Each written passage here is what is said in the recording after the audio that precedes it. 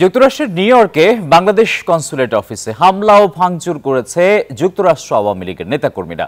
অন্তর্বর্তী সরকারের তথ্য সম্প্রচার উপদেষ্টা মাহফুজ আলম ওই কনসুলেটের ভেতরে অবস্থান করছেন এমন সন্দেহে সোমবার এই হামলা চালায় আওয়ামী দুষ্কৃতিকারীরা। সোমবার রাষ্ট্রদূত মুশফিকুল ফজল আনসারি তার ভেরিফাইড ফেসবুক আইডিতে তথ্য নিশ্চিত করেন।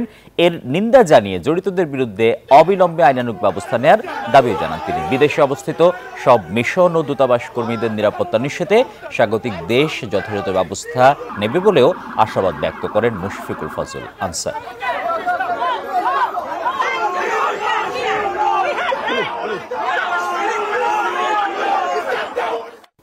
সবচেয়ে বড় কথা হচ্ছে যে একটা কনসুলেট অফিসারের সামনে একটা সিসি ক্যামেরা থাকে, অধিকাংশই কনসুলেট অফিসের সামনেই থাকে।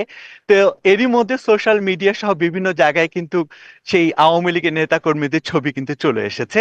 তো সবচেয়ে বড় বিষয় হচ্ছে যে এখানে কনসুলেট অফিস থেকে যদি বাদী হয়ে পুলিশের কাছে অভিযোগ যায়, সেক্ষেত্রে কিন্তু খুব সহজেই চিহ্নিত হয়ে যাবে যে কারা এই ঘটনার সাথে জড়িত।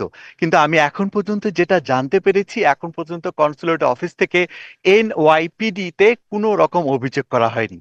আরেকটি বিষয় বলে রাখি আপনাকে, আসলে ওই ঘটনাটি ছিল পূর্ব পরিকল্পিত, অর্থাৎ তথ্য সম্প্রচার উপদেষ্টা আপনি যেমনটি বলছিলেন যে সন্ধ্যা 6টার সময় এইখানকার নিউ ইয়র্কের সংবাদকর্মী, গণ্যমান্য ব্যক্তি, বিএনপির নেতা কর্মী সহ অসংখ্য ব্যক্তিদের কিন্তু কনসুলেট অফিস নিমন্ত্রণ করেছিল। অর্থাৎ এখানে একটা প্রেস কনফারেন্স হবে সন্ধ্যা 6টায়, অর্থাৎ গতকাল সন্ধ্যা 6টায় নিউ ইয়র্ক সময় সংবাদ সম্মেলন হবে, যা খবর আগে থেকে ঘোষণা হয়েছিল, যার কারণে আওয়ামী লীগের নেতা কর্মীরা আগে থেকেই ওই কনসুলেট অফিসের সামনে কিন্তু অবস্থান করছিল এবং ডিম ছোড়া হয়েছে এবং ভাঙচুর যে হয়েছে এটা কিন্তু যে বস্তু ছিল, সে লক্ষ্য বস্তু ছিল এই অনুষ্ঠানে যারা আমন্ত্রিত অতিথি ছিল তাদেরকে লক্ষ্য করে।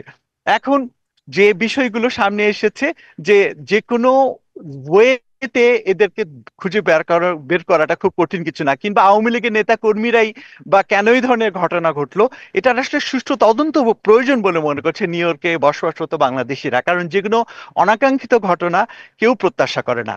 এই ছিল এখানকার সর্বশেষ খবর।